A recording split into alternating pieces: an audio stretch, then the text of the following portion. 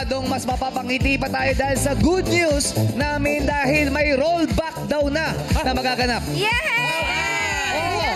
As in, rollback itong Love and Kilig. Love team na buo sa pinakapumosong bahay ni Kuya ang Carton! Kaya welcome back sa showtime, Carmel Collado and Anton Vinson. Bumati muna kayo sa Madlang People. What's up, Madlang People? Ang daming feels ng kantahan na yun. Siyempre lumabas ng mahiwagang bangko, di ba? Pag ganyan, talaga.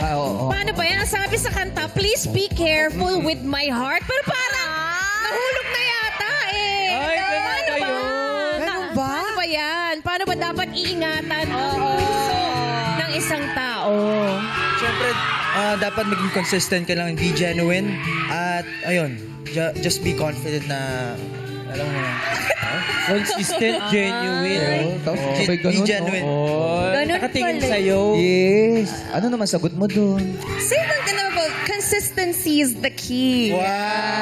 Ganda-ganda ni Carmel! Parang fresh na fresh. Ito ngayon ang tanong. Bakit kanya ka magtanong?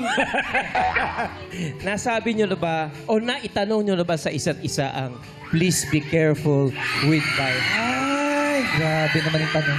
Pero ano ba kasagutan dun sa tanong ni Lolo Ogie? Natanong na daw ba? Actually, hindi pa po. Hindi pa po. Pero alam naman po namin kung paano po namin iingatan yung puso namin.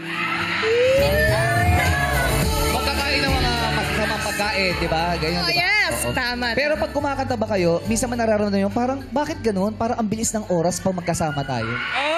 Actually, kapag kasama ko po si Anton, hindi ko po napapansin yung oras. Ay, na so yes. Lumilipas lang. It is the cutest thing ever. Talaga namang sasabihin mo talagang TCCIC. Diba? Oh. Take care cause I care. Talaga namang congratulations sa Carton dahil nagkaroon sila ng fan meet noong Sabado. Congratulations.